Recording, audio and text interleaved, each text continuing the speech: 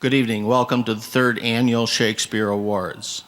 I would like to acknowledge the South Bay Conservatory, Torrance Unified, and the Torrance Performing Arts Consortium for bringing these awards to the public.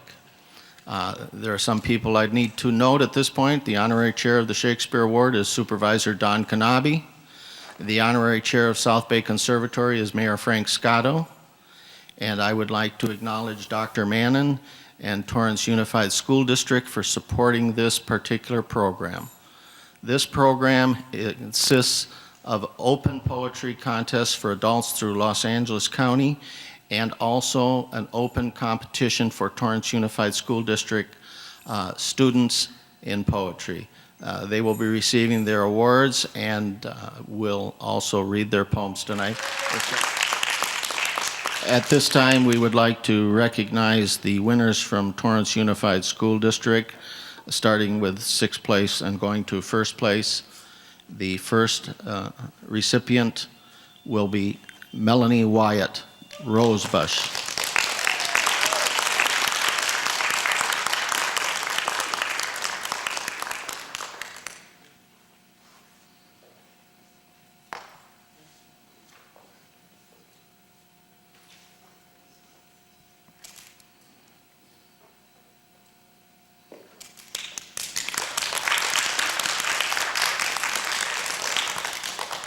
Christine Shasido, Winter in Michigan.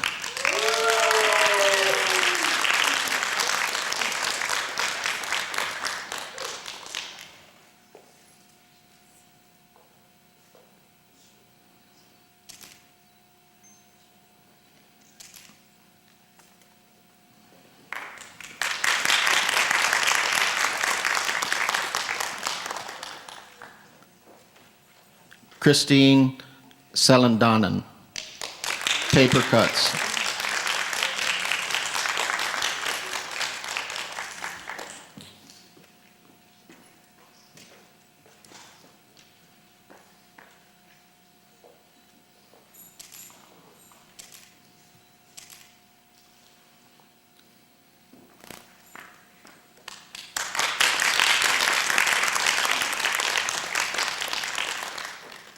Sarah Baik, the piano.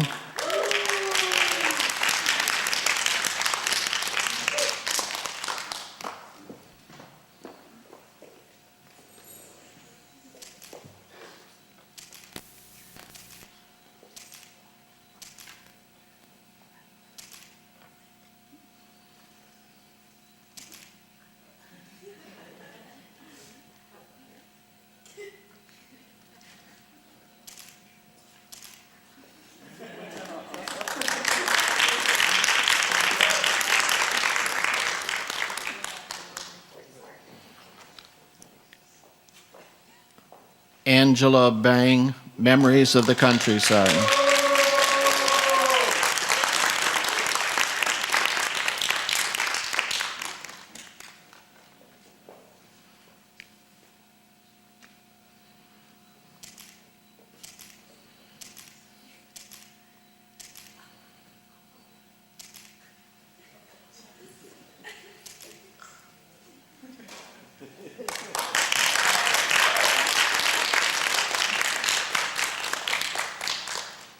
And the winner of the Torrance Unified School District's poetry contest from their schools is Cornelia Grace Bake Hunter.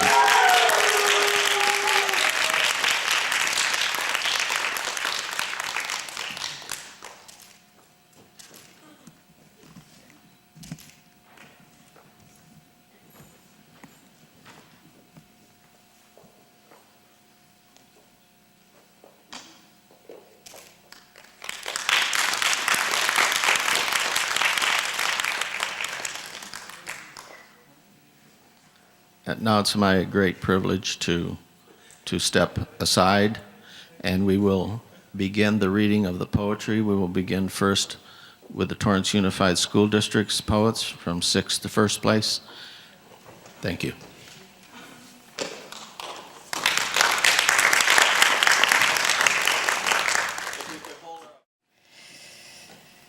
My name is Melanie Wyatt. My poem is Rosebush. Sliding, dragging, walking, floating, mystery, hidden, secretive, yet obvious and great and wondrous, yet earthly, modern, and history. It is all those things and what will never abate. The way the stars will never cease to be a divine. It will never cease to amaze and give hope and soul. It will give and always shine on earth, on our souls, on all which we live. For it is an eternal rosebush that he has allowed to remain unscathed through all of time. No, flourish from what I see. For it has flourished, and through every fall has remained alive, our rosebush so fine, our flourishing rosebush, music of line.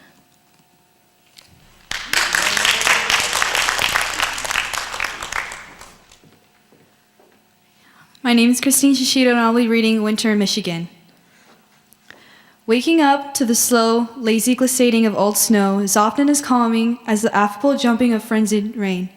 But snow, with its soft, doughy complexion, comparable to the undefined, billowy clouds above, is superior, kinder, an ornament to the stiff wooden pines. The roads beside lay undisturbed, suspended, under the thick sheet of cozy white cotton, giving way to glorious deer with glossy eyes, who spring off its tender skin, eyes aglow, from the lucid white snow. Across the sleeping streets are the dressed-up cabins, little houses with heavy brows of light blue crystal, snuggle deep into their new abodes, grateful to Miss Frost's gusty winds, to bring them something once again perplexing, nature's monster now soaking the exhausted earth, even falling with serene grace onto the pink cheek of a young child. Snow, the mercy of nature, has waved to us again in December, putting us to sleep with her cotton sheets, greeting the new year in.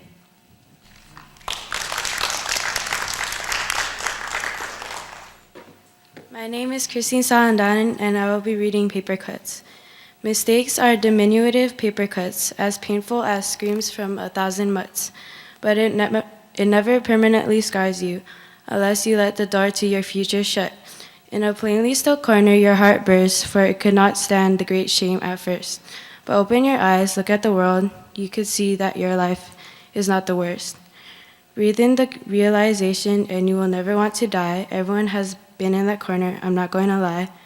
But do not drown yourself in that massive flood of regrets. Let your heart soak in the happiness of tomorrow and let it fly. Thank you.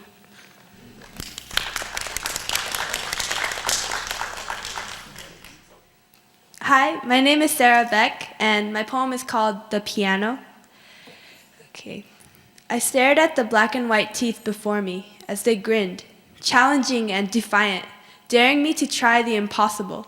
I touched them, and such a sharp, discordant roar of anger, like a storm of terrible gold fire, rose up from my fingers that I drew back and scurried away in terror and hot shame, vowing never to return. Yet, years later, they stared at me again, grinning mockingly, knowing I would lose no matter what. But this time, I rolled back my sleeves and gently pressed a key.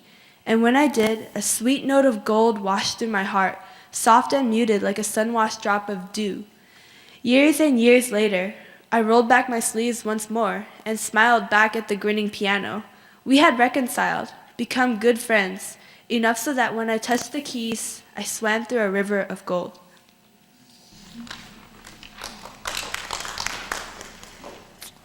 Okay, my name is Angela Bang, and I'll be reading Memories of the Countryside. Eating melon bars, bargain for a couple shiny coins. Eating watermelon-shaped ice cream bars, wishing you'd bought melon bars instead. Eating whole tomatoes, picked fresh from the garden, and licking red juice off fingers. Smelling the acrid tang of cigarette smoke puffed by old men, sitting in the shade of maple trees while playing Ghost Op. Smelling crisp green peppers spaced apart in neat rows.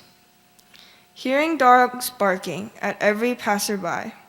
Hearing the faraway sounds of soul, muted. Hearing the buzz of flies zooming around, slapping them away using cheap paper fans. Seeing green rice paddies with distant spots of white here and there, cranes looking busily for food. Seeing creaking local buses, scowling, grouchy drivers. Seeing maroon Vespas on their way to the marketplace, cages strapped to the back, their contents clucking. Feeling content, happy. Watching late night soap dramas with the drone of the fan. As sounds fade away, finally falling asleep. Thank you.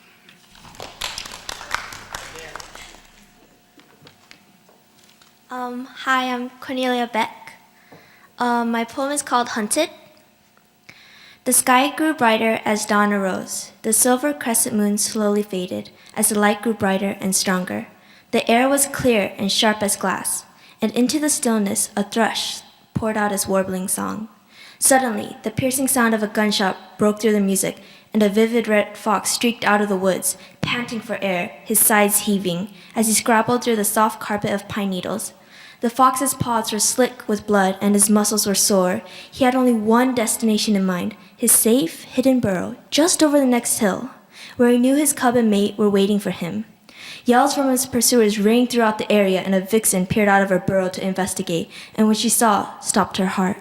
Her strong mate was stumbling toward her, raw terror and desperate hope glowing in his eyes. He bounded toward her, just one last strong leap left, and then bam! The shot exploded in the air and into the fox's side. The vixen stared, horrified, as she saw red blood, his red blood, oozing out onto the green grass, staining it until the ground looked black. The fox fixed his eyes on his mate, his eyes dulling as he died, just inches from his home, and into the stillness, a thrush poured out his warbling song. Thank you.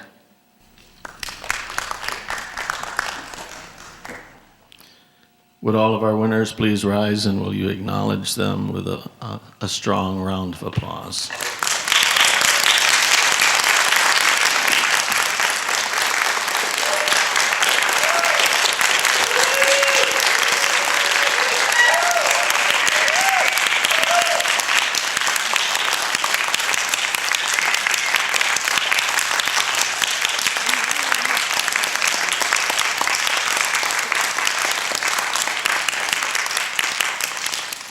Thank you, poets.